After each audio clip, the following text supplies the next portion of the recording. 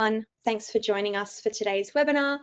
My name's Libby Payne. I'm a trainer and a content writer for the Respectful Relationships training here at NAPCAN.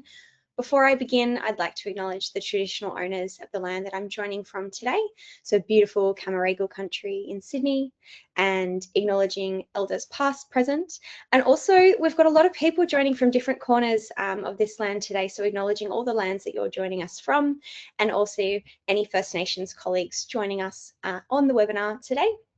It's really important for us that we also acknowledge Aboriginal and Torres Strait Islander children, as that we know that's where strong and proud culture will live on. A few housekeeping things to start off with. This webinar, as with all of our webinars, will be recorded and will be available on our website in the coming weeks. The chat function is enabled for questions, so please feel free to submit them throughout the webinar and we'll endeavour to answer as many questions as possible. The chat function can also be found at the top of your screen.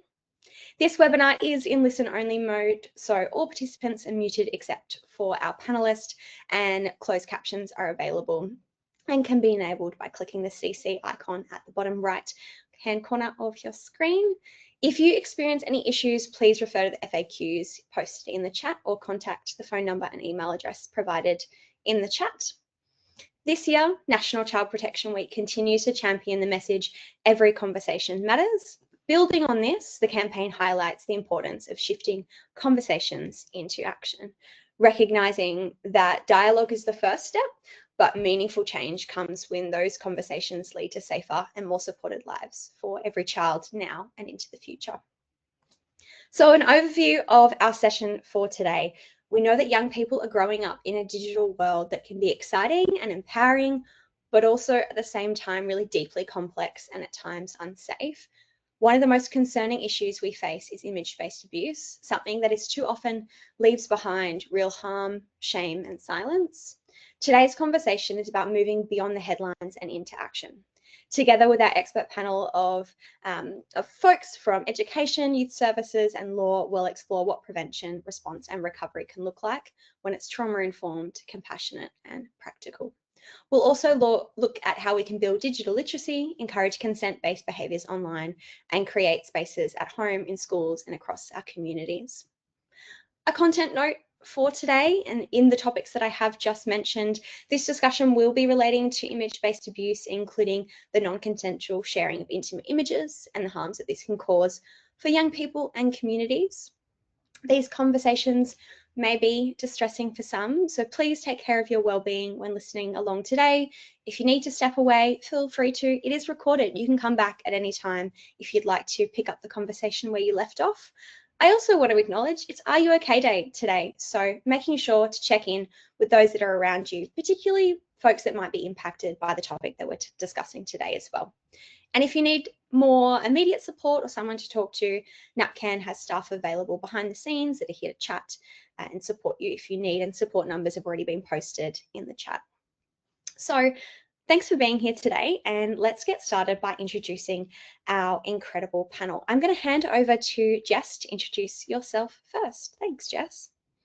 Hi everyone, it's lovely to be here. My name is Jess Stone and I'm the National Youth Advisor at NAPCAN.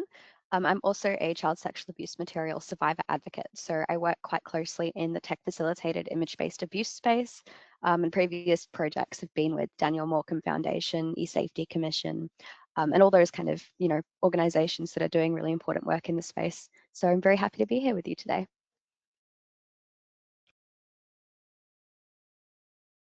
Thanks, Jess, for introducing yourself. Tracy, can you jump on next for me? Thank you.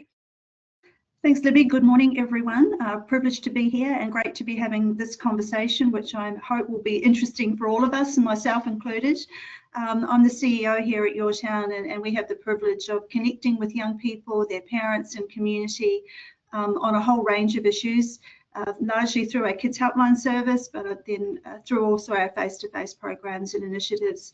We have the privilege of partnering with many, including the eSafety Commission and ACE and others in this space. So it's a great topic to be discussing, critically important. We all know that December 10 is looming as well, so it's about how we can prepare our young people, our families and community for those changes. So I look forward to the conversation. Thanks so much, Tracy. I'd like to pass over to Commander Helen Schneider now to introduce yourself, if you're ready and available.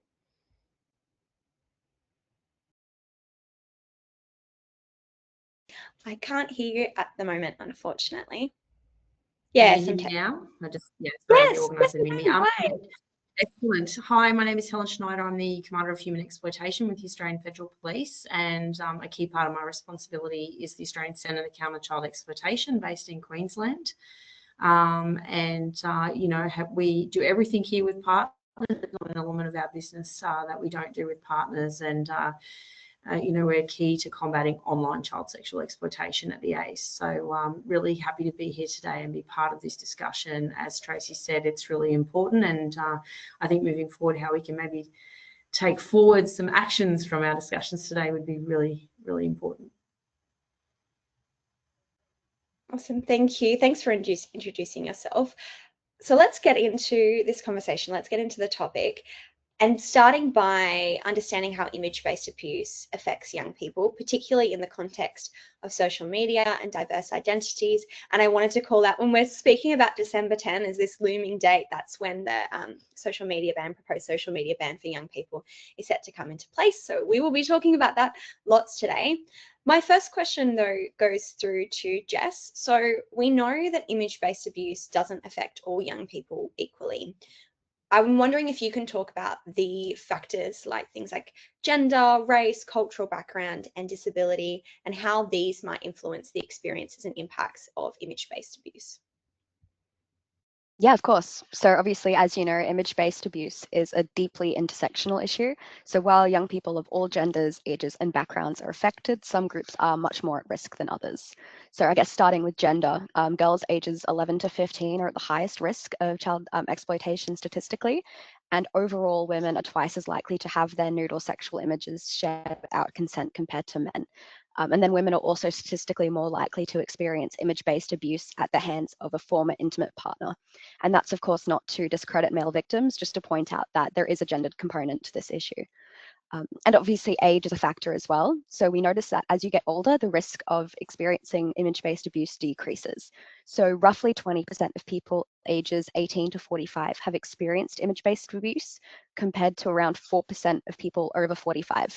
And this ratio actually is similar for men and women. So we see that across genders as well, it is an issue that impacts young people the most. And I think this shows both the vulnerability of young people to abuse, but also the fact that, image-based abuse harms are increasing over time, and younger generations are exposed to more and more complex technologies than their parents, which kind of facilitate this type of abuse. Looking at indigeneity, a quarter of Aboriginal and Torres Strait Islander respondents of the National Survey experienced image-based abuse, compared to 11% of non-Indigenous Australians. So again, there's so many layers of intersectionality. A big one I did want to point out, though, is the queer community. So I myself am a queer woman, and eSafety's 2020 research found that queer people are significantly more vulnerable to image-based abuse. So that's 1 in 3 queer people who have experienced it, compared to 1 in 5 heterosexual people. And obviously young queer people in particular face a disproportionate burden of cyber abuse, image-based abuse, and homophobic or transphobic targeting. And that does align with my own experience. Obviously, socially enforced compulsory heterosexuality forced me to seek out relationships with men to kind of prove my straightness to myself. And this did result in some extremely dangerous situations. We also see statistically disability, neurodivergence, mental ill health. These are all factors that kind of enhance the issue.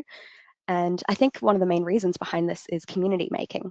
So for marginalized groups, including culturally, linguistically diverse people, First Nations people, queer, disabled, neurodivergent people, we do tend to see that social media is often a vital tool for connection and safety. So that's obviously why we must send the lived experiences of people within marginalized communities in this discussion, and not just one voice within that, multiple voices. So I myself am only speaking from my own experience as a neurodivergent and queer woman, but not from everyone's experience. Thank you, Jess. I think the points that you made there, weaving in some great stats, firstly, to start the day off with, thank you for that, and your lived experience there together to show that when we're talking about different people's experiences and backgrounds, that intersectionality creates really unique experiences of image-based abuse, that people's experiences don't all look the same as well. And thank you for sharing and speaking today from the perspective of lived experience. We know it's really important to have that space in the room. I'm going to throw now to Helen. We've heard from Jess and kind of talking to that lived experience perspective from young people. From your perspective, I guess, on the flip side, what patterns are you seeing amongst perpetrators of image-based abuse and online exploitation? And I guess even maybe speaking to those stats, or are there particular groups of young people who are more at risk? Yeah, I think we see a range of tactics by online offenders at the ACE, where we can see that they target our young people through, social media platforms, online games, image and video sharing applications, direct messaging.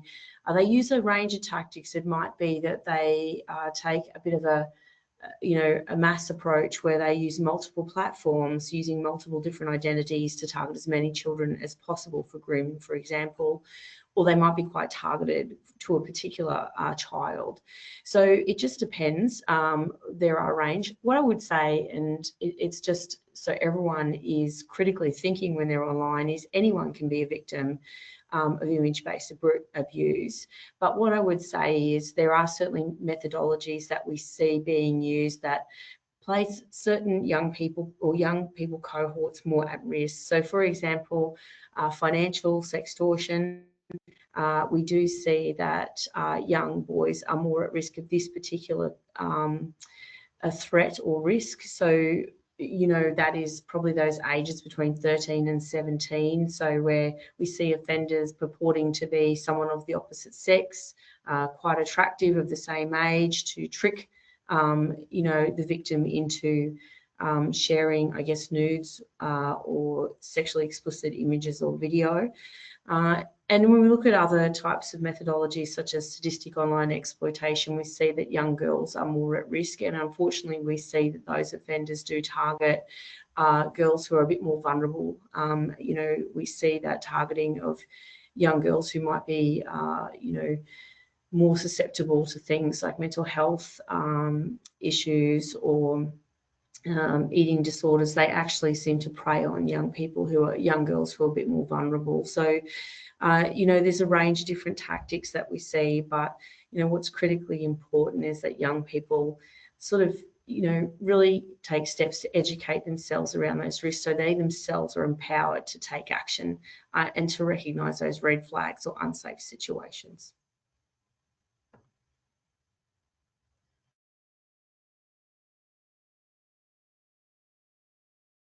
Thank you, Helen. And I think that last point around making sure young people are aware of those risks and the different types, I know is something that we focus on really strongly within the Love Bites program, but also is services and organisations like Your Town and Kids Helpline that I know are promoting kind of that awareness raising, but also immediate help seeking. So to segue nicely, I guess, into a question for Tracy, I'd love if we can build on what Jess and what Helen have shared.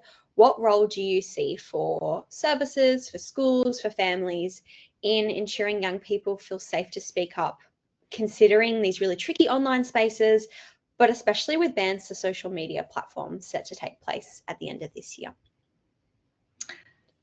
Well, I think if I break them up into each of their own, because I think each part of that question has a role to play. And if I just sort of start with services, for example, I think services in particular can really focus on about safe access and advocacy. And by safe access, I mean with December 10 looming and the fact that we have platforms that really aren't safe, what can we do to create safer environments? Collaboration work to create alternative platforms for young people. How are we going to use youth-led podcasts, for example, digital storytelling, moderated forums? They're all places that services can really play an active role at facilitating and empowering young people to have places that are safe, but places that are theirs to contribute to. I think there's a really important role for services to play around workshopping and things about educating, digital literacy, self-advocacy, where can support be found, what to look for, what are the risk factors, What are the prevention factors? So services really leaning into using their spaces to have an always-on conversation with young people and the supports around young people.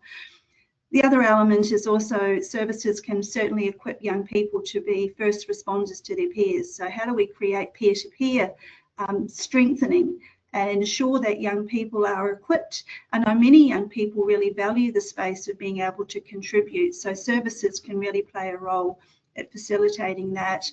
I think the other thing we always have to focus on is really ensuring that our staff are well equipped with knowledge and lean into what's available to us as service providers, the sort of knowledge that we can get from ACE, from the eSafety Commission, have professional development deliberately for our workforce and the people inside our services so that they know what to do versus running around trying to deal with a situation when a young person potentially does present at risk. The other thing I would suggest is services, we're all part of the ecosystem. So what can we share and learn and do together that we don't sort of feel that we're dealing with this in isolation from each other? So I think there's a space that we can all do more really about sharing what we have, who we're talking to, what we're learning, the type of workshops that we're all involved with. For our schools, I think, well, really it's around education and empowerment. Our schools are great places to continue to make sure that education about the online environment is just part of curriculum, really, and I guess also about, you know, safe relationships has got to be part of that as well. We really need our schools to be safe places, and the focus continues to be on that and how we can really promote that psychological safety in classrooms, how schools continue to invite others into those spaces. We have our Kids Helpline at School program, but I know there are also many other wonderful programs that contribute to creating awareness and knowledge in schools, and I think schools can continue to keep building those out. I do think we really need to make sure that we're really focusing on supporting children in remote and regional schools where they perhaps don't have the same access pathways to people coming into the classroom, and virtual can play a great space to make sure that we're not leaving any young people outside of that ongoing educational you know, uplift in knowledge, and really making sure we're keeping our young people part of this conversation. From a family's perspective, well, the first thing I would say is let's not take our eye off the ball on December 10 and think that there's a magical thing that's going to happen and we'll never need to worry about our kids ever again. So that's the first thing I think we need to keep making sure that families are getting that message. They've got to, you know, as parents, as carers, we've got to be kept informed. We've got to know what channels young people might move across to into different environments, and how people are going to try and find different ways. And I think that's the unfortunate reality here, that as much as there's always great work being done, there's other ways that pop up. So we've got to make sure that parents feel really supported with knowledge, how they can get that knowledge.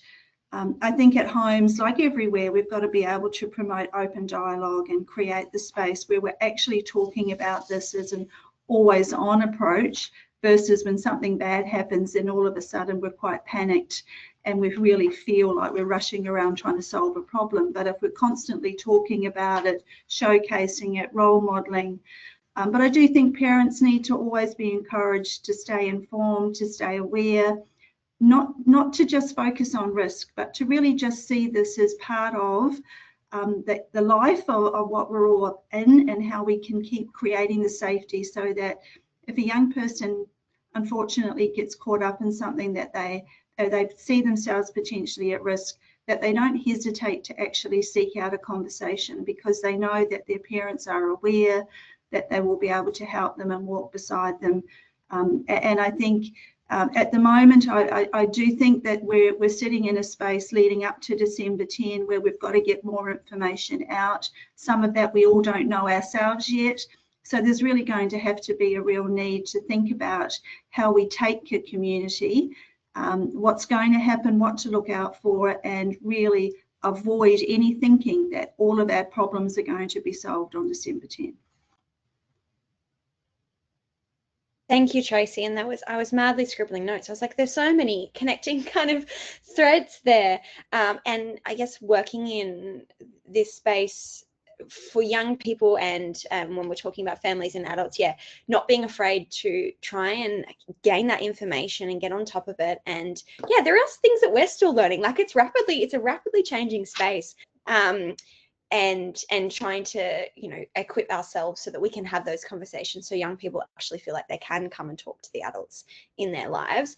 Continuing this thread of the social media ban, and I know now that we've talked, I guess, about image-based abuse, the impacts, who's at risk, thinking about prevention, working in that primary prevention space as part of National Child Protection Week, thinking about how we can equip young people, communities, systems to reduce the risk before harm occurs. I'm going to throw to Jess here. With this social media ban fast approaching, how do you think this will affect young people's ability to access safety tools, share resources rather, or seek peer support? What impact do you think that will have? Well, obviously, talking to my friends and my colleagues, there's a lot of concern out there amongst young people. I would say young people are deeply concerned about the implications of the proposed social media delay legislation. So just days ago, youth in Nepal actually protested a similar ban, and it did turn into a violent police situation, and there were 19 fatalities as a result of the Nepalese young people protesting social media ban, and now the UN's investigating that. So there's incredible impact in the real world that we're seeing from, I guess, the intergenerational rift that this ban might be causing. We tend to see adults and young people having quite different opinions about this. So we see like UNICEF Australia, they've joined many Australian nonprofits in opposing the ban, saying that it won't fix the underlying problems, but rather, I guess, social media can be a tool for education, peer connection, access to resources. And in fact, I know a lot of my younger colleagues who will be impacted by that ban, they do use it for their advocacy. So while my advocacy tends to be more through traditional media platforms, I know a lot of 13, 14-year-olds who do their child protection advocacy via social media. So I guess from this perspective, we needed safer platforms for those young people rather than, I suppose, removing the access to it. And obviously policies informed by youth voices. So yeah, on the whole, there is this widespread fear and confusion about young people, but also about who will be punished. So when you look at the actual, legislation being proposed, it's platforms that will face fines, and quite big multi-million-dollar fines potentially too. Not like individuals being prosecuted for using it, but many young people wrongly believe that they could be fined if they were to access social media. And this fear could potentially stop them from seeking help if they do experience online harms. So it is important that we do continue to educate the young people in our lives that if you are under 16 and you do end up accessing social media, that's not something where you can't talk to an adult about it. We want to keep those lines of communication open. And there's a lot of uncertainty about which platforms will be impacted. So we hear kind of in all the discussions, Facebook, Instagram, Snapchat, X or Twitter, and YouTube are being mentioned quite a bit, but it's also unclear whether platforms like Discord and Reddit will be impacted. And Discord in particular actually is causing quite a lot of controversy within young people in our conversations, because it is one of the big hotspots for CSAM, child sexual abuse material. And there's a lot of communities that operate out of Discord that are harmful and preying on kids. But then it's also a huge community building place for young people, specifically young people who are engaged in online gaming, and they'll connect with their friends through that. So even amongst ourselves, there's a bit of infighting, honestly, about what should be considered for the ban and what shouldn't. And I mean, as Annika Wells has put it as well, kids, God bless them, are going to find a way around this. And that's true. We may see a migration to platforms that aren't regulated and aren't necessarily included within the social media ban. And I think Annika actually pointed out LinkedIn might be one of those ones where we see kids flooding to them. But that raises its own risks too, because we do know that potentially predators will follow young people to these new platforms, knowing that they'll be concentrated there. And I suppose it could be almost directing those people who want to use sexual abuse against children to find them in those platforms. So I suppose my perspective is this, that even if the legislation doesn't stop young people from accessing social media, it has had one extraordinary impact that no one here can deny. It has brought tech-facilitated abuse, CSAM, image-based abuse, into the public discourse. We're all talking about it, not just in this sector, but everyone's talking about it. And I know that parents are having conversations with their kids. Kids are talking to each other, young people are talking to each other. So I suppose even just from that visibility perspective, it's already done some good. We'll see, I suppose, December rolls around, what actually happens in terms of young people on social media.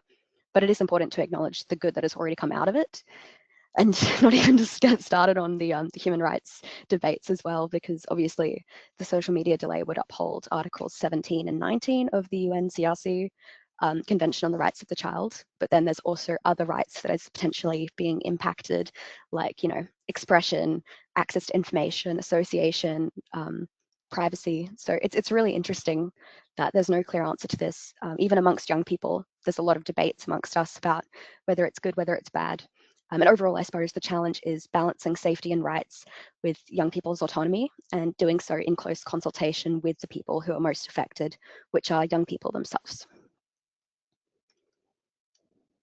Thanks, Jess. Another answer with so many nuggets of wisdom in it that I just want to capture all of it. But yeah, we're seeing the impacts of this globally, where I think that piece that you said about the confusion about punishment, confusion about seeking services, potentially will compound some things that we're, I guess, already seeing in the space.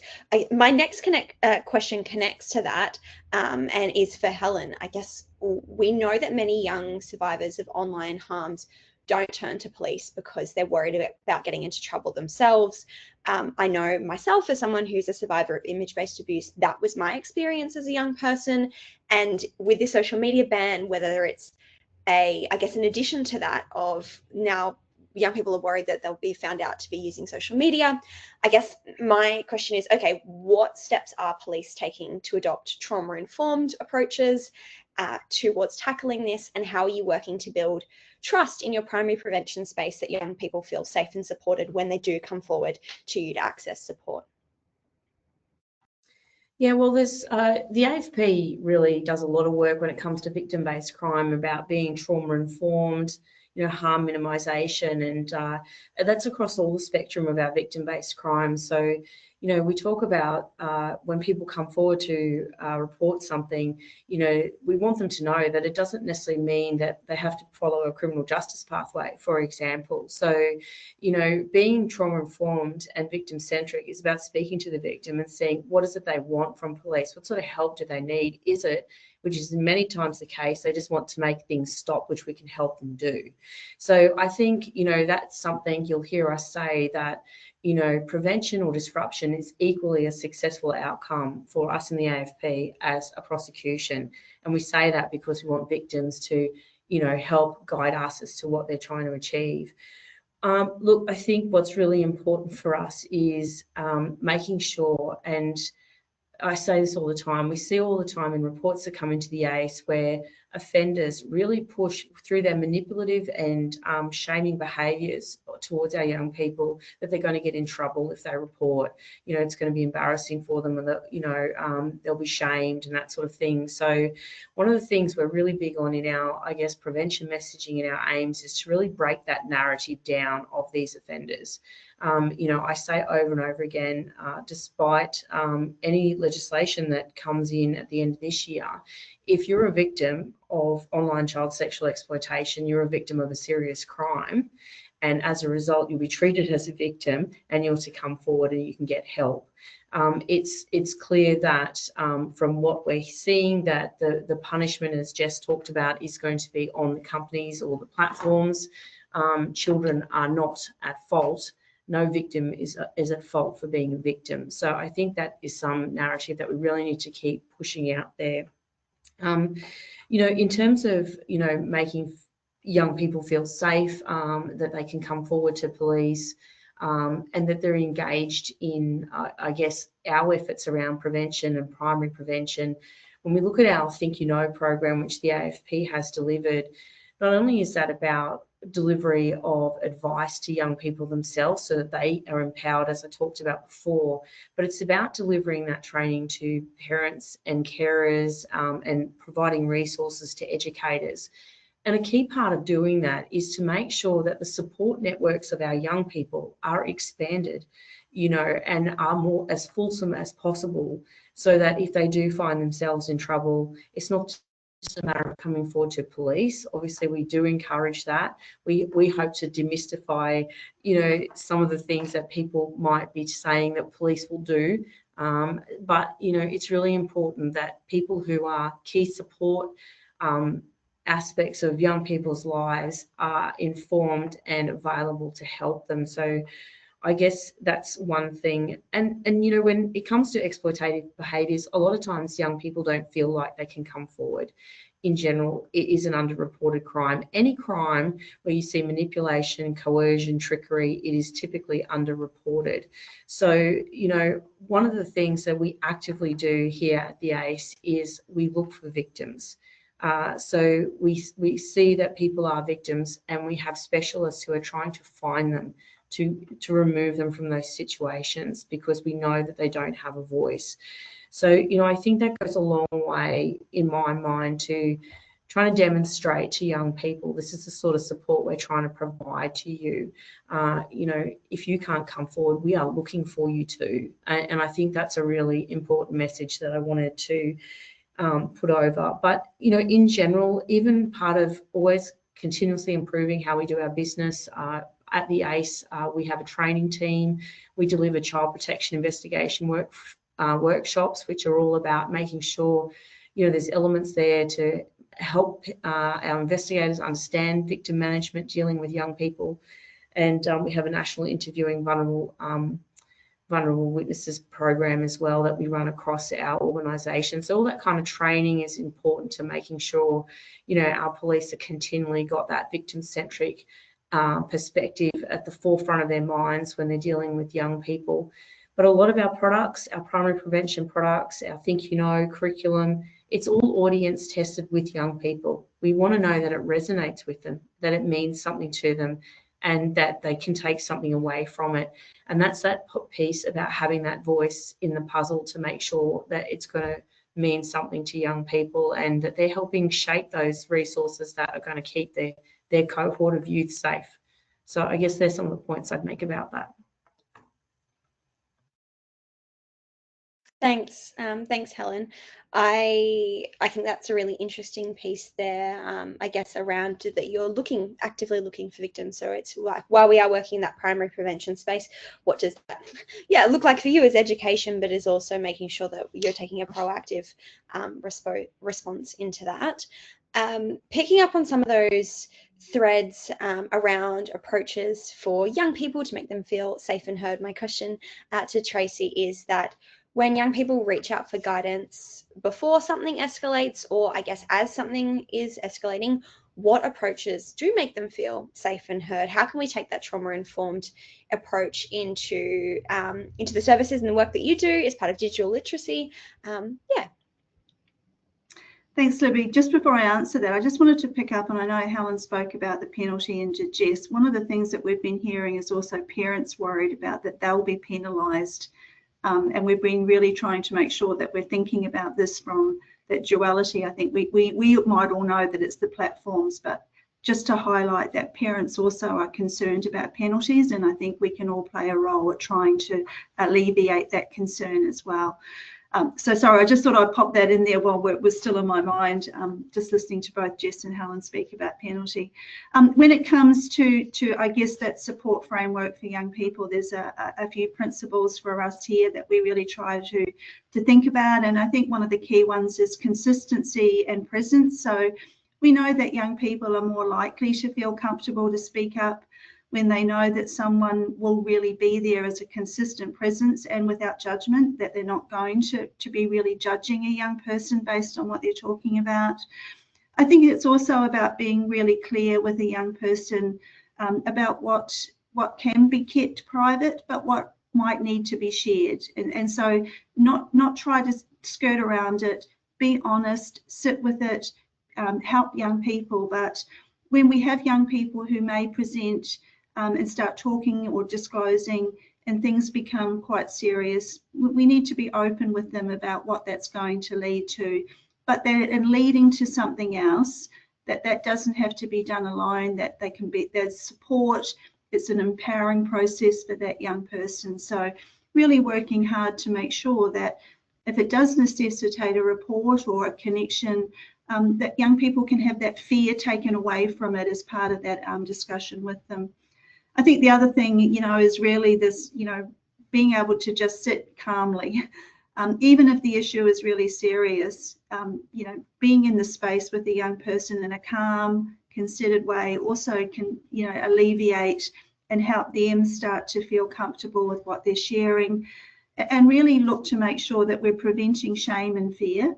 Because I know counsellors here share with me frequently that when young people reach that point, and sextortion's a case in point, when young men are reaching out on sextortion, they're highly, you know, they're very distressed.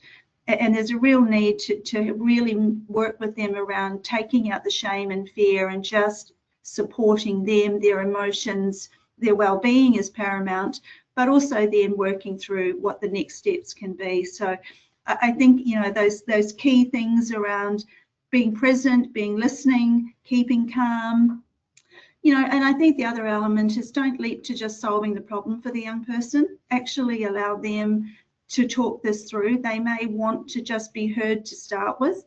So, you know, I think, you know, don't cut them off halfway through and leap to we can solve this problem for you, because I think it's really, if we're about empowering young people, we've got to be able to sit, listen, and then understand what they may want. Not everything is going to be of such serious nature. It requires reporting. So what do they want? How do we support that? And then I guess there's the, you know, really ensuring, you know, that we are very, you know, focused on young people. So our language, the way we operate, our messaging, the way we shape things, always welcomes young people into the space to feel that there can be conversations and safety, and they're going to be heard and they're going to be empowered. The sorts of things that I guess we try to deliver here as an organisation, you know, we really focus on building agency in young people and equipping them with good knowledge, but we also provide those support pathways. And so the sorts of things we've really tried to build out in this space is the Kids Helpline at School program. So taking our knowledge from all of the counselling sessions and contacts we have with young people and turning them into education, starting at primary school. Start the conversations young and really thinking about how we're building up digital capacity and well-being online and what good digital citizenship looks like, but also helping young people have these conversations in a collaborative way together inside classrooms, and then building it up to more serious issues as we get into high school. Creating a whole range of resources that we try to make sure people have available on our website and through our social channels. And then, of course, you know, Kids Helpline itself with the 24/7 nature, and young people can elect to choose that channel of choice and to remain confidential or not, to feel that they can get that professional support. Again, it's about being in the spaces where young people want us to be. We purposely built a My Circle peer-to-peer platform.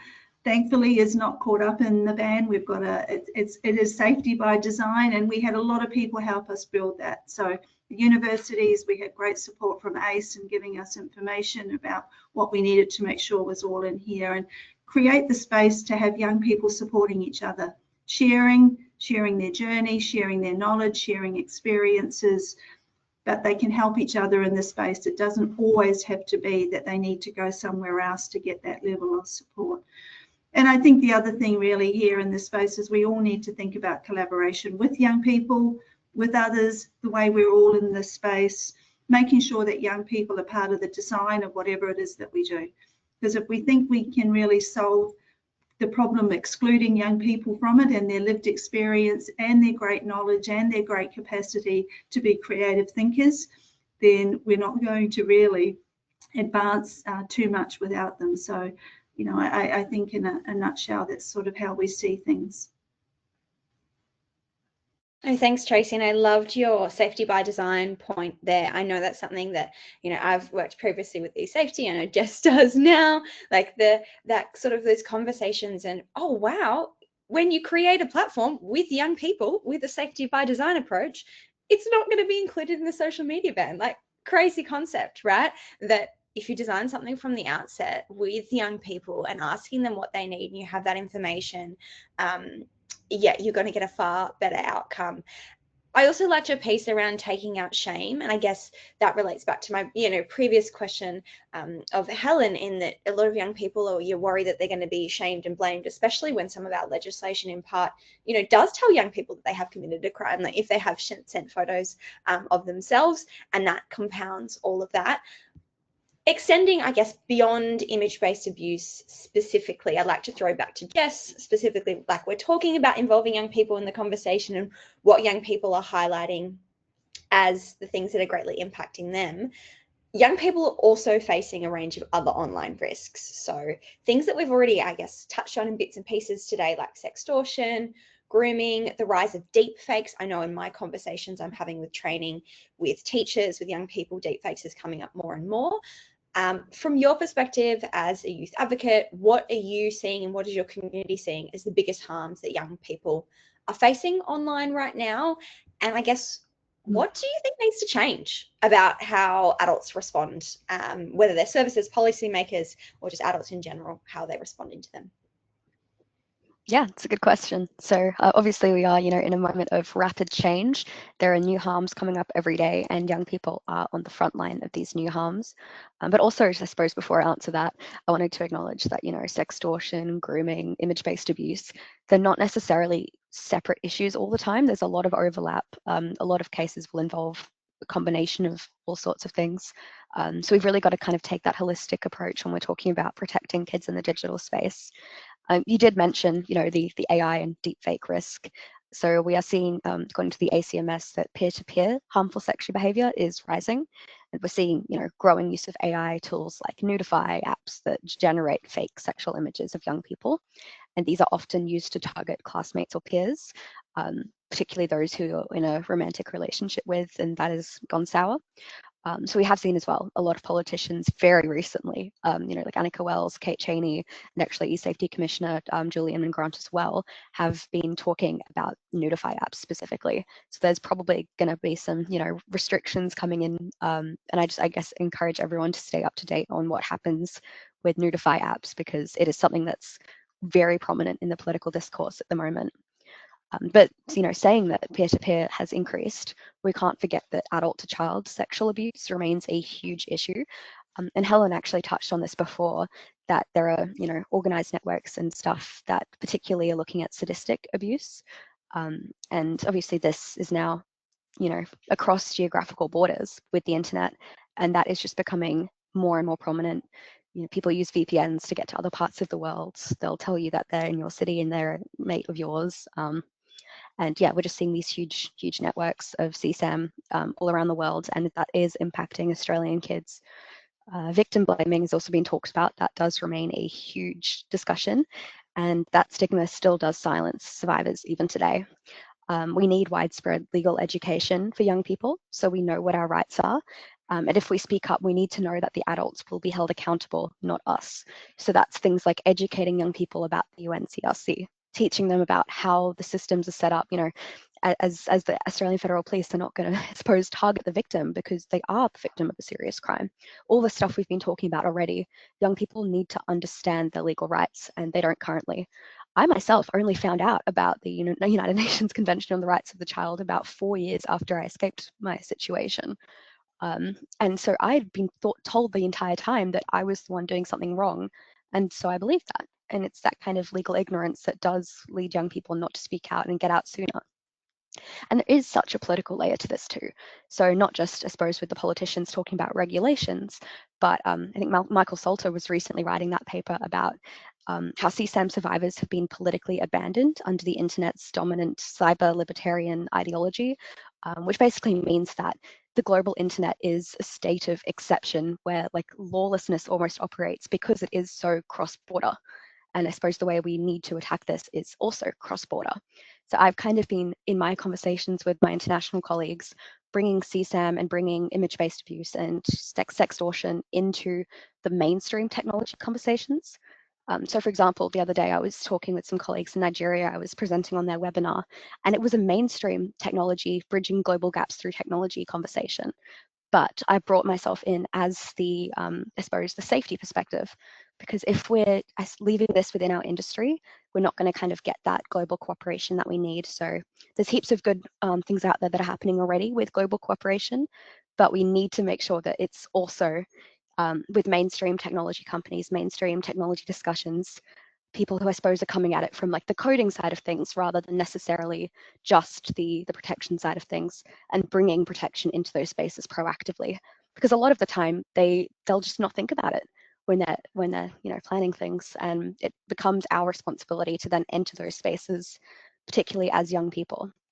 So I suppose on the whole, we need stronger cross-border collaboration, survivor-informed policy, true co-design, not just one-off consultations that last an hour and you tick a box and it's already been designed anyway, true co-design. And we need obviously resources that teach young people that they won't be punished if they do, disclose. And obviously primary prevention efforts as well, like everyone's been talking about, incredibly important at that base level. So our industry is taking huge steps in this space, and it is important to acknowledge that a lot of people are going in the right direction. So really proud of a lot of people in this industry making those good steps, but I suppose those are the next steps, particularly in terms of international collaboration. Thanks, Jess. And you mentioned quite a few of the intersecting issues, and I liked your emphasis that they are intersecting, that when we're talking about them, let's not just consider them in silos, let's bring them into the mainstream conversation. And some of the quotes that you said reminded me of something that Julie Inman Grant said the other day around, our desire to move fast and break things in the tech world has led to some serious impacts for young people. Now, I guess that we've talked about some of those complex issues, and the cross-border thing I think was really interesting, and that's why I really want to throw to Helen to consider that in your response, that when cases are reported, what are the key challenges in holding these perpetrators to account? Perhaps that cross-border piece is part of that. And how do AFP officers work with schools and communities and families to respond safely without further harming young people? Yeah, thanks, Libby. The cross-border piece is very relevant because we're talking about a borderless crime here when we're talking about the online environment. And so as law enforcement, we must have a borderless response to a borderless crime in order to be able to protect young people and, more importantly, remove them from harm. So I think, one of the things from a law enforcement perspective is the AFP has something like 200 staff all around the globe, across the world in different posts around the world. And that international network is such a critical capability for us when it comes to policing human exploitation in general, because, it gives that ability to have those real-time relationships with foreign law enforcement partners if we need to exchange intelligence or, request information, or even other agencies or NGOs offshore, things like that we might need to seek assistance from. I guess one of those challenges you talk about there, Libby, is that, with some of these crime types, a lot of times the offenders are offshore in jurisdictions such as Nigeria. When it comes to sextortion, a lot of our threat vector comes from there. So, it's about making sure we have relationships in those countries. We work really closely with the Nigerian Economic Financial Crime Commission over there. We have strong relationships there. You would have seen we were able to assist New South Wales Police in a sextortion matter that they were investigating over there, and put those two agencies in contact with each other to be able to progress that. So that's a key kind of role that the AFP plays. We also are the chair of the Virtual Global Task Force, so that brings together global partners who are looking specifically at online child sexual exploitation and transnational child sex offending, and those relationships are critical to help us map out emerging threats that might be happening in other parts of the world that aren't here in Australia yet, to help us prepare and think, well, how can we work with the community? How can we, look at primary prevention that might assist with getting ahead of the game here? So I guess that cross-border piece is important. The other thing we do is when it comes to, working with schools, communities and families, I have touched a little bit on this with Think You Know, but just to give you an idea with primary prevention, when we saw financial sextortion really emerging in late 2021, early 2022, we were able to use the operational data we were seeing here at the ACE, and we were able to straight away, make contact with all the education departments in Australia, get communiques out to every high school in Australia, because we know that those and we know that the schooling environments, really need to be robust, supportive environments for our young people. So, allowing those environments to talk to these issues and challenges, and giving them the information so they know what the threat looks like is critically important. We try to be able to, I guess, directly reach families in their lounge rooms. If you look at our ace.gov.au website, you'll see examples of sextortion text. And we put that up there so that if you're sitting in your lounge room at home, if you're a young person or a parent, you can look at that text and go, so that's what it looks like when it happens. Because I think, having that knowledge is absolutely powerful to stopping that offending happening in the first place. And I look at things like, online grooming, sextortion, even the under 18 offending you're talking about there, Jess, we're certainly seeing an increase in that. These are things through primary prevention that are 100% preventable.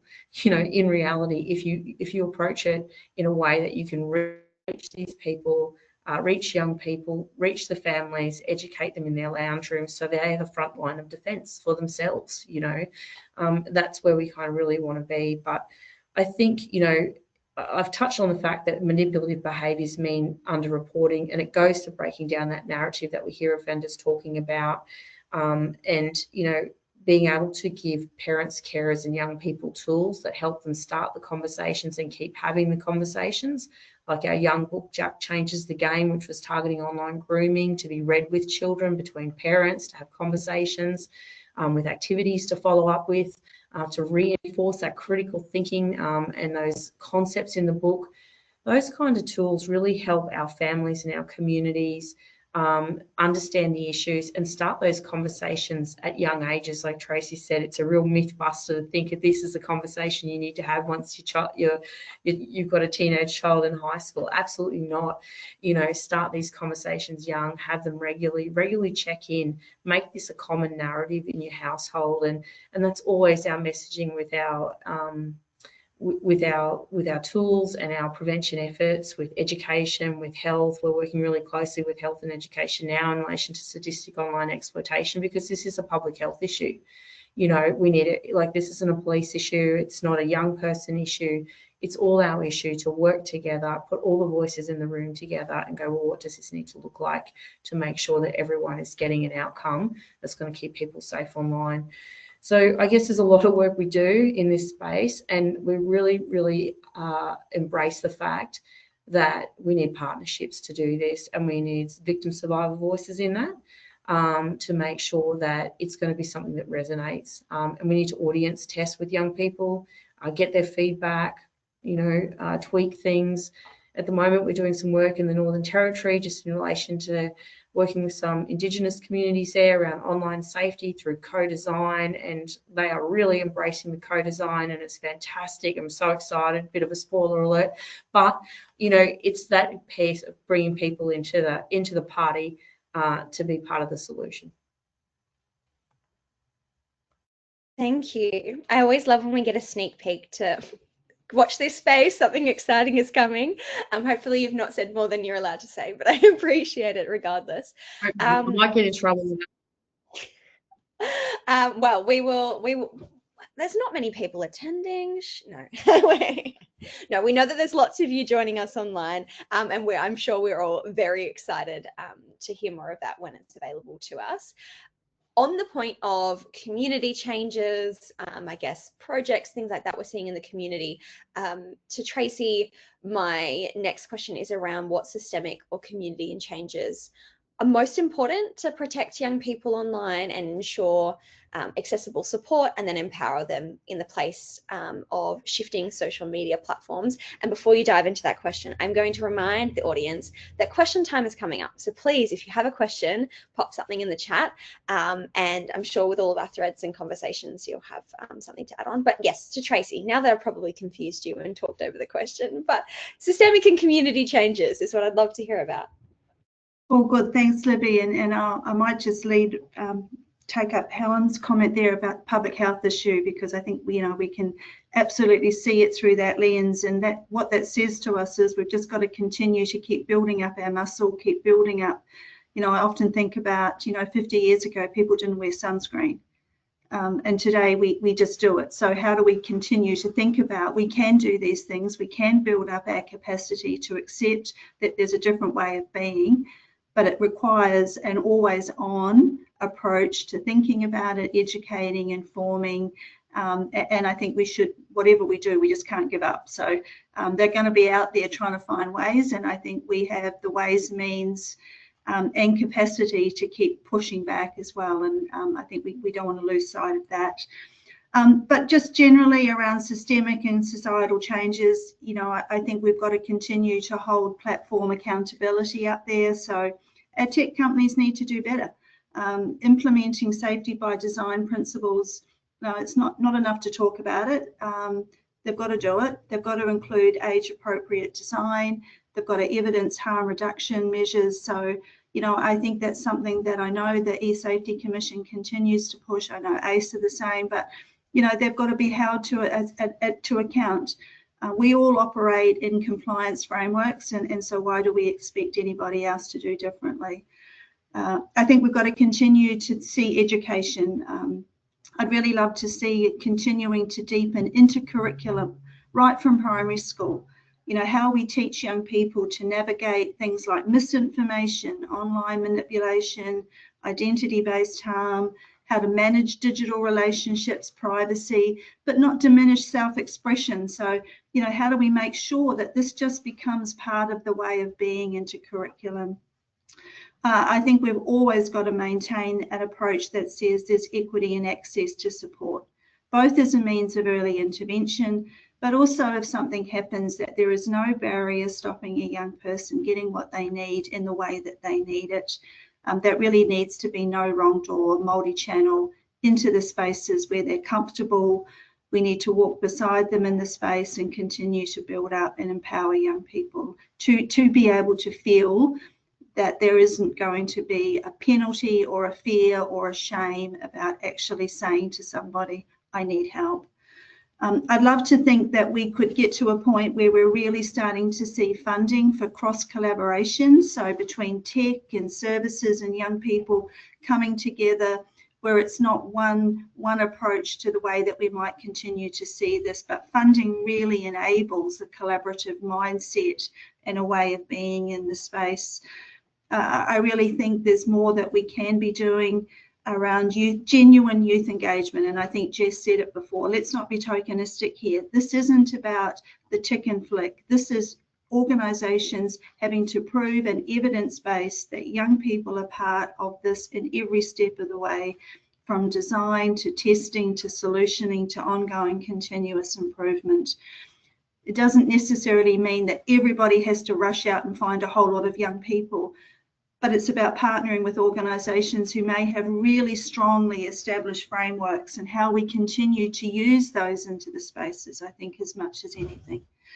I'd love to think that we could continue to see ways that young people are funded to really establish their own platforms and apps and campaigns where they have the space to have real leadership. They know from their own journeys and experiences, they know their peers, they know these environments.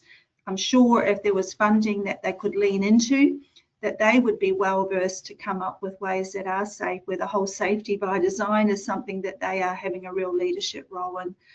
I think there's really more that we can be trying to do around enabling peer-to-peer support. So really establishing the role that peer network plays in creating safe environments for our young people. Where sometimes we know that young people will often share with another young person what's going on for them.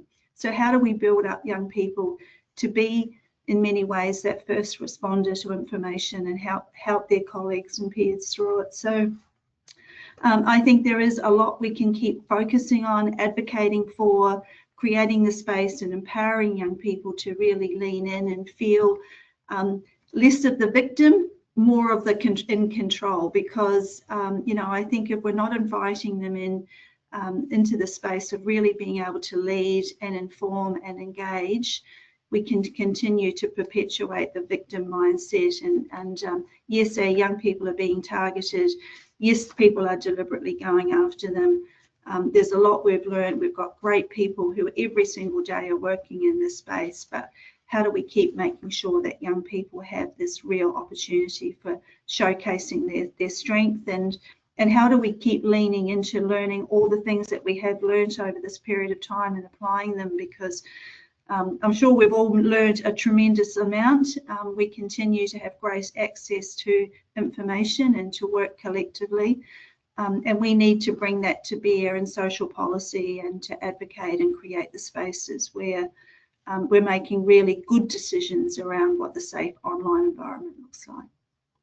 Thanks. Thank you, Tracy. And there's a piece in there that I keep hearing you phrasing, and now that I've gone to recall back to it, I can't remember it, but there's something around the don't drop the ball, like keep picking up these conversations.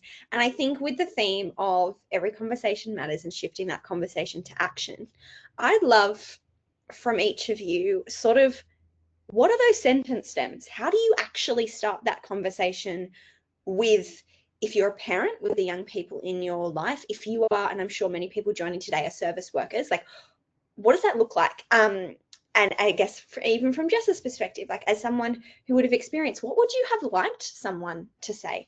I'm not going to throw to anyone in particular. Whoever's most keen can jump in, but I'd love, what's that tangible sentence stem to actually start that conversation?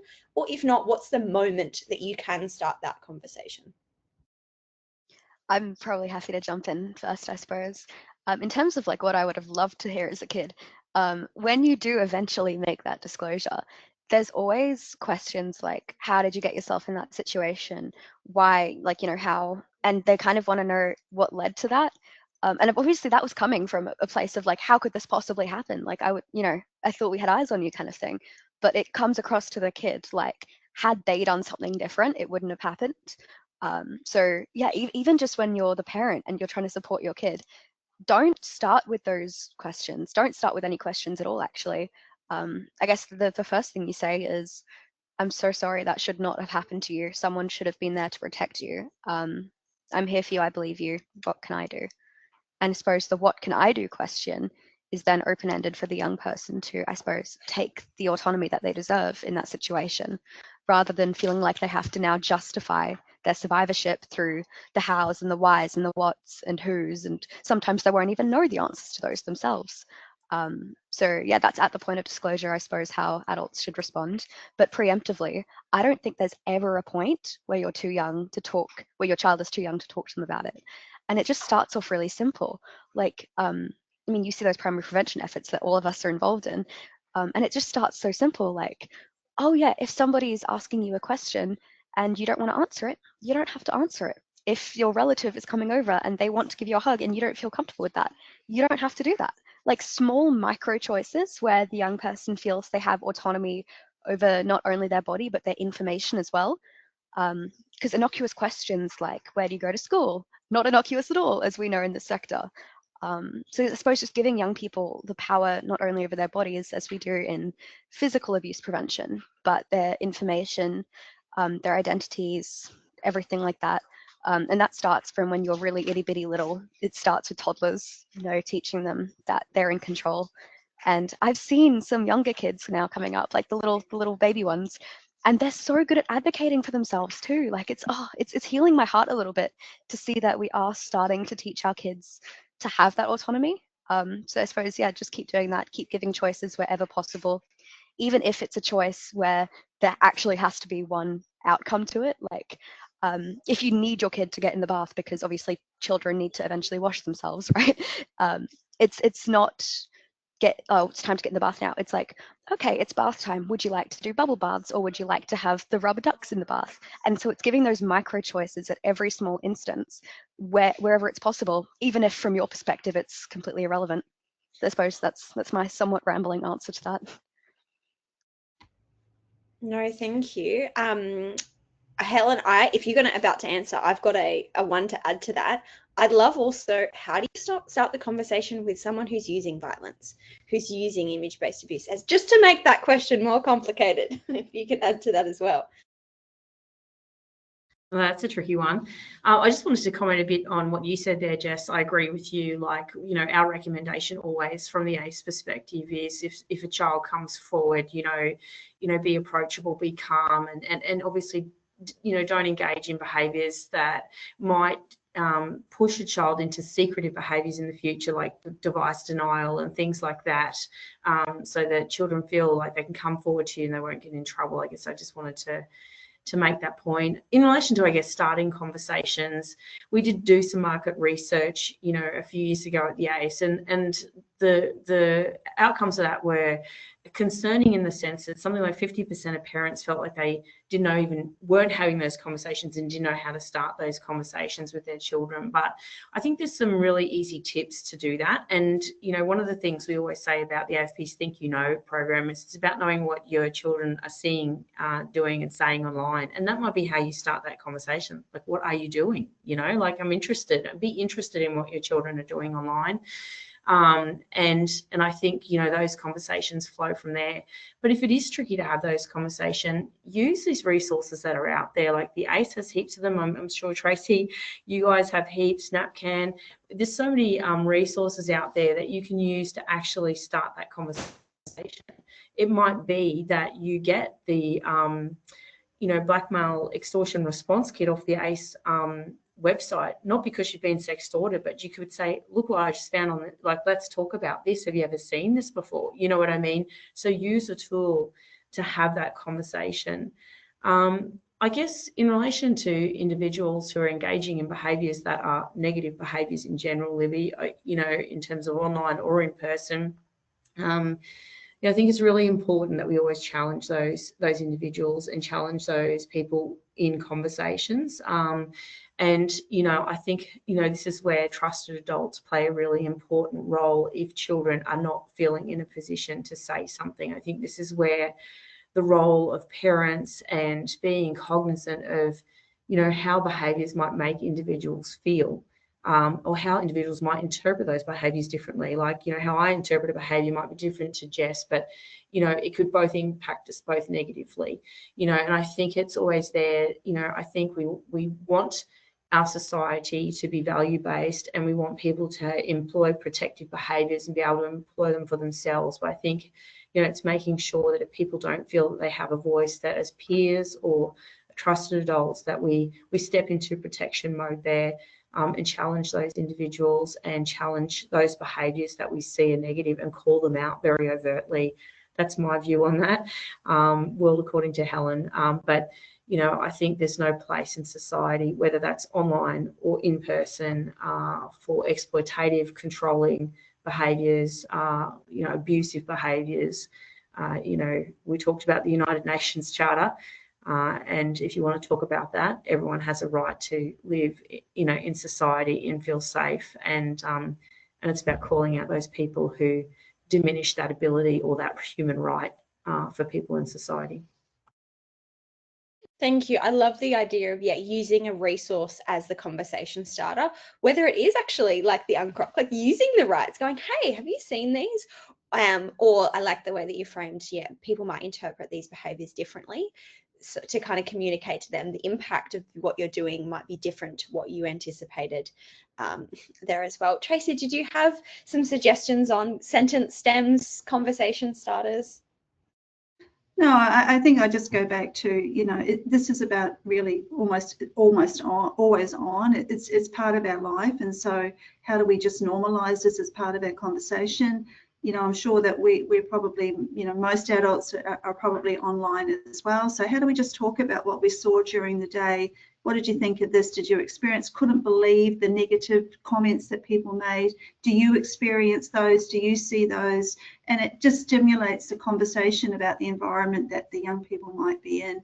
And I think continues to just build up that awareness that you can have conversations in it. And if you're in the space, building up your own knowledge and you're sharing that and having, almost asking, the people around you, is this what you experience? Let's talk about this. I saw these great resources, but I don't think it's a matter of let's have a conversation this month and then we'll have another conversation next month. It's really about how does it just become part of the things that we talk about, so that everybody has the space to be safe. And I think for the majority of parents, and you know, we've done some research that would match what Helen just spoke about, is you know, I'm too scared to ask my kids because I actually won't know what to do if they respond in a way. And I think we've got to do better than that to help our parents to feel better equipped. And you know, and I think this is where we can all play a role in sharing resources, sharing awareness through our networks. We don't need to reinvent, we can share, we can create the directions, do the signposting that makes it easy for people, and try to reduce as much fear and stigma out of it as we can. Because if we only talk about it through a lens of risk all the time, then I suspect that our young people around us will turn off pretty quick and not want to have the conversation. So we've got to maintain balance and calmness and stability as part of this always on, if we actually want to get to a place where, you know, we can really see we're achieving things. And I do think we are achieving things, but we've just got to always be in the space, always on, always looking to be continuing to promote the ecosystem that we're all a part of and that we all want safety in. Thanks, Tracy. And I wrote it down this time. It was your always on statement, that like every conversations matters, the always on. And I think like this webinar today can be that talking point of, hey, I was on this webinar today. We were talking about these things. Is this something your friends are talking about?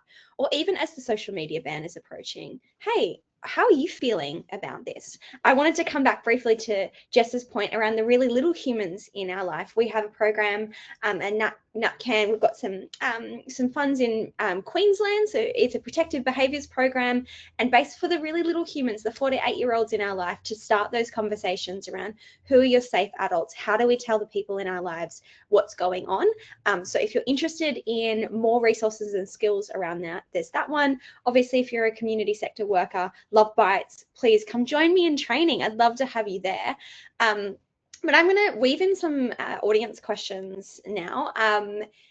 We've got one here that asks, you know, what strategies and supports can help teachers manage classroom behaviour and foster safe, inclusive learning environments for young people with neurodivergent diagnoses?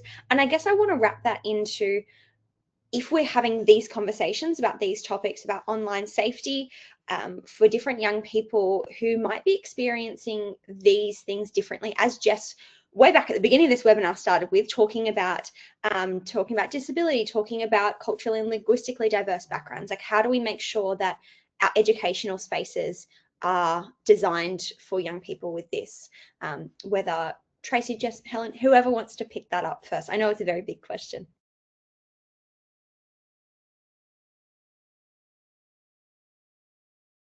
I can just share a little bit what we do. I think one of the things that we really picked up on at Kids Helpline at school from teachers is that they've really welcomed the opportunity to have people come into the classroom, you know, like our Kids Helpline counsellors do in that program, to actually engage with the students in conversation about things like neurodivergence. And so we're actually using it as a way of peer-to-peer, having the dialogue, creating awareness, creating a space where we can all learn and understand a little bit more about, you know, diversity, welcome it, understand it, and then continue to build on that. But I think we've really got to, what we're trying to do in that space is start from a really the ground up of just creating a depth of understanding and not assuming that everybody understands at the same level around differences in people and how that might look and how that makes people feel. And you know, what I might see as one thing, what Helen sees as another, Jess is another. But how do we create a common platform, and how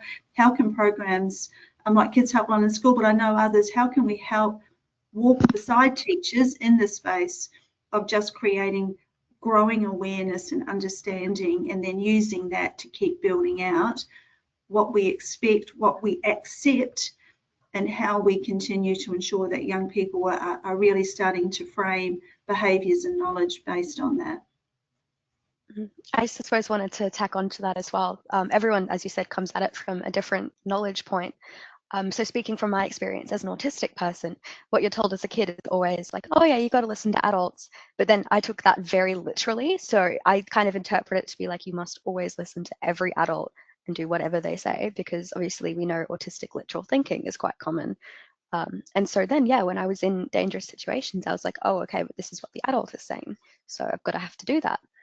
And then also then the literal thinking around mandatory reporting, where I know that if I were to disclose, an adult would then go and tell another adult, and it would kind of become this whole big thing, because I was taking it at that most literal level, I suppose, and not understanding that I would still have some say in it, because it's got the word mandatory in it, and it's all kind of like that. So I suppose we've also got to be really careful when we're talking to neurodivergent young people about making sure that they are understanding at the level we need them to understand at, because that could have saved me a lot of headaches if I kind of was able to read beyond the literal. And that is something that you have to acquire as a skill when you're on the spectrum. So making sure we're meeting autistic kids where they're at as well is really important.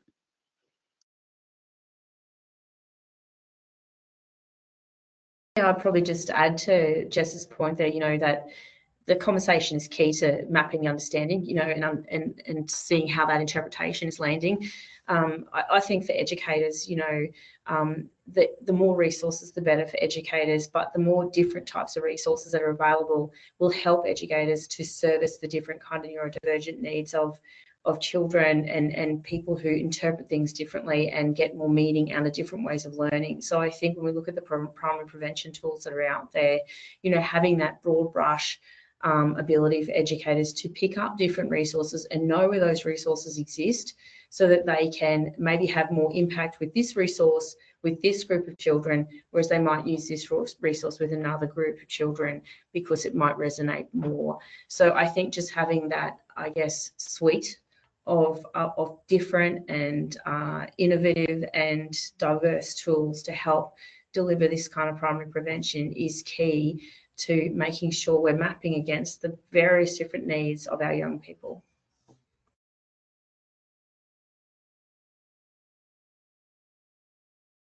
Great, thank you. I think it's been interesting to hear from all of you, those little snippets, and I think that literal thinking was a great highlight, Jess, and I love that you provided examples of that, because sometimes if we've got adults working in a space that aren't clear about what that is, consult with your young people that are from these backgrounds as well. I know we've had some questions in here around regional and rural communities as well, and how things like the social media ban will impact their access to resources such as this. I guess to feed on that, we've got another question here. As an organisation, I guess people working with young people, how to maintain engagement with young people, so those under 16, online in absence of mainstream social media platforms. So Jeff, I know before you were kind of talking about, are young people going to all migrate to another platform? What's that going to look like? Or are there still some strategies, maybe Tracy, that you're aware of and the services you offer that organizations can keep in contact, keep getting information out to young people if, I guess, service, let's say, Facebook pages or service Instagram accounts where they're like, okay, Youth Hub is on every Tuesday at 4 p.m. and that's on the Instagram and that's how young people get access. What are some alternatives for that, preparing forward?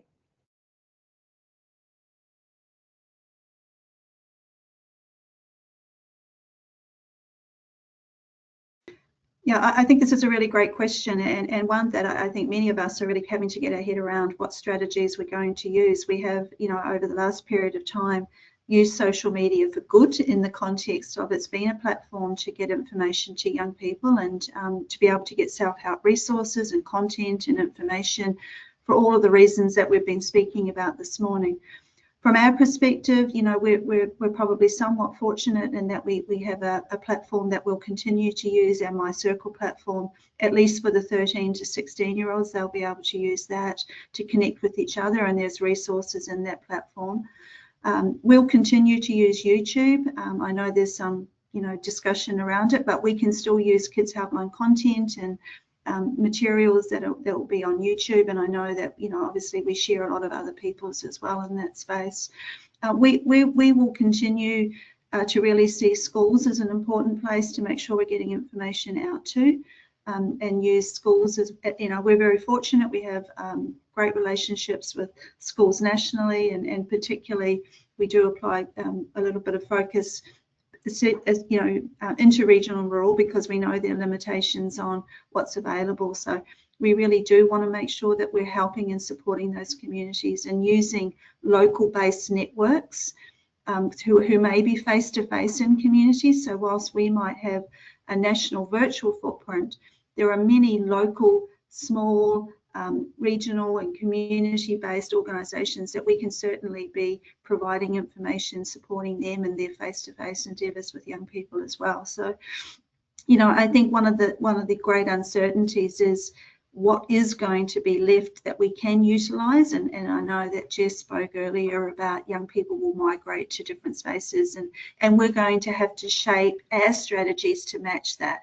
Because if we don't, we will become irrelevant in the way that we're issuing out information to young people. So we will have to understand that. We will have to understand what those opportunities are going to look like, how we'll use them. We've already, for example, done, been in different sort of gamification places where we've been able to do anti-bullying resources and content in those spaces. So we know that we can do those things, they work.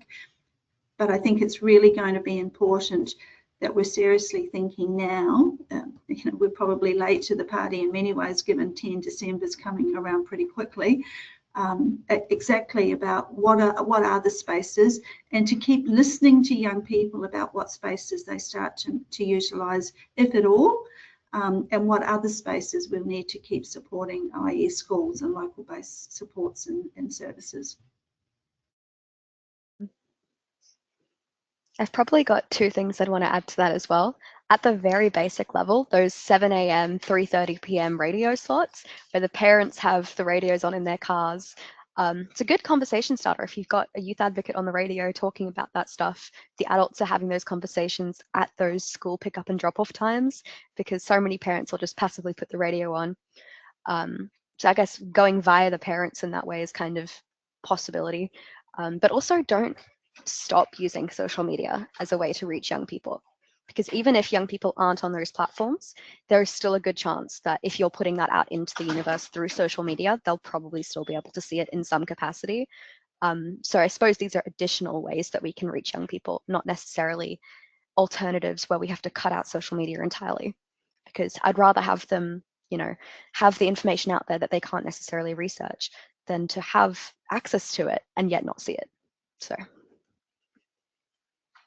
I'd probably just add to that, Jess. We talked about Jack Changes the Game, and one of the characters in that book that helps Jack is his older sister, because we often see that at the ACE that older siblings are a natural kind of support ingress points to young children who get themselves in trouble online. So I think we need to look at how we can stay connected to young people. And like you're saying there, Jess, that information can trickle down through trusted sources, I guess.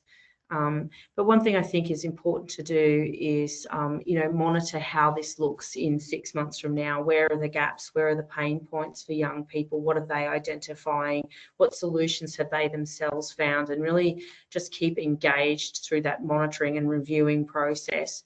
To see how we can work around where those gaps might be to ensure that, young people have connection, or, they might have great solutions around how connection should now look, depending on how this all rolls out. So I think, that's a really important piece, monitoring as we go forward, continuing to engage through that monitoring process, and then, looking at solutions with those who are involved in the experience.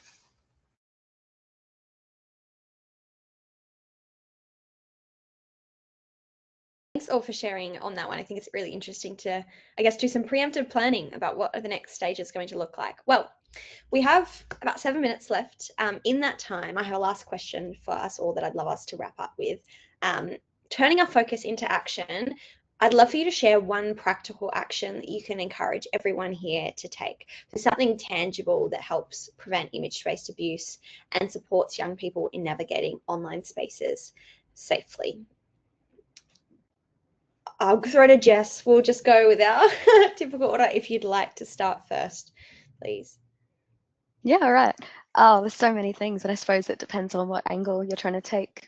Are you a parent trying to make that first step with your kids? Are you a policymaker wanting to make that first step? So obviously, you know, what that first step will look like will be different for everyone.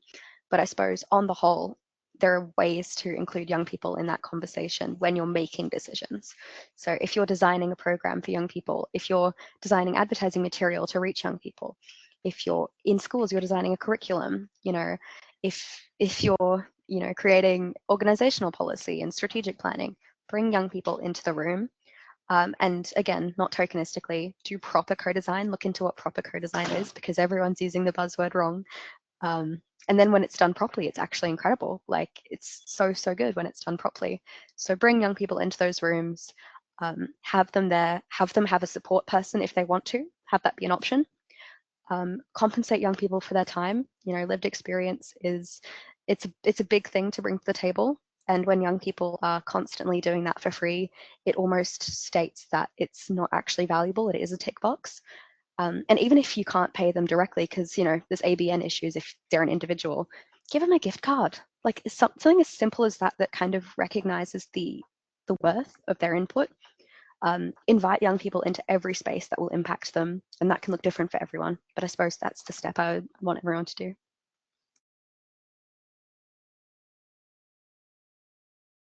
Thank you, Jess. Helen, did you want to follow on from that one? Yeah, I guess mine's a quick one.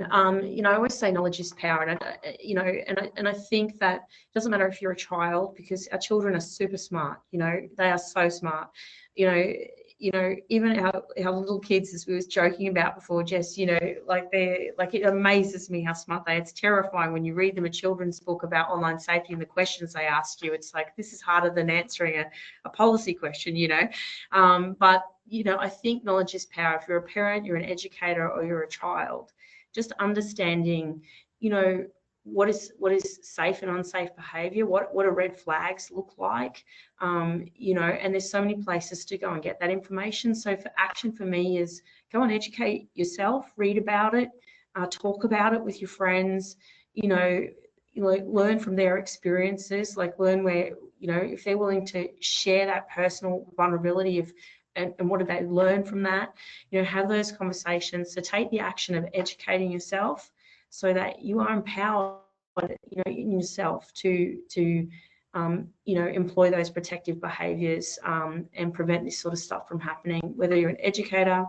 child, or a parent carer. I think education is key, and take the time to go and learn about it. Thanks so much, Helen. Tracy, did you want to wrap us up with your words of wisdom? Well, I think Jess and Helen have both beautifully articulated everything that I think is really key here. Right now, people can leave, make a commitment to yourself, check out a piece of content, get a great resources, ACE website, eSafety, they have amazing stuff. Keep the conversation going. If you're in a service organisation and you don't have professional development for your workforce on this topic, ask for it. If you're a leader of an organisation and you're not doing, embed it into your workforce.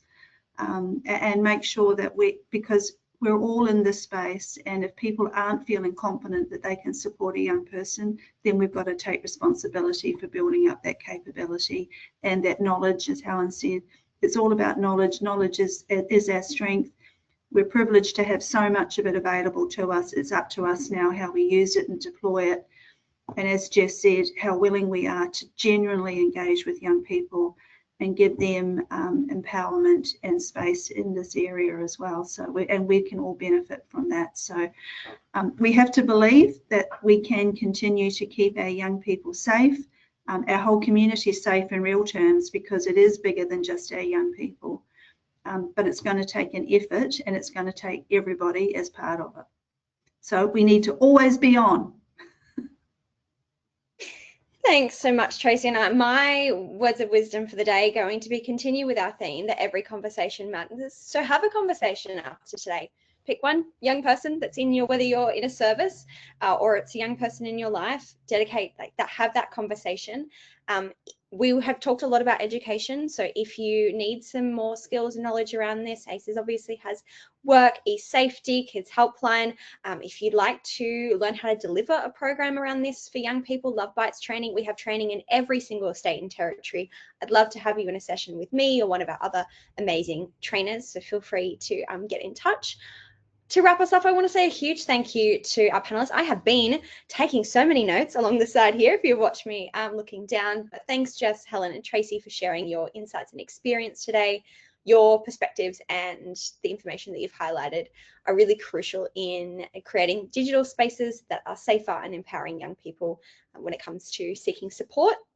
Thank you, all of you that have joined us online today, for listening and engaging in these conversations and important questions. I've seen your questions coming through in the chat as well. Remembering that awareness is really important, but action is what drives our change. So let's take what we've learned today and put it into practice, keeping children, young people, and their families at the centre of our efforts to prevent image-based abuse. Before we go, I want to extend a heartfelt thank you to everyone working in this space. You're really champions for children's digital safety, and I can see all the little clapping hands coming through. Amazing, thank you. I hope you'll join us for future conversations in this webinar series. Our next one is on the 22nd of October in partnership with Anglicare. Thank you for being part of this session and for committing to taking action against image-based abuse. Enjoy the rest of your day. Remember, Are You OK Day? Connect with the people in your circles. Thank you, folks. Thank you.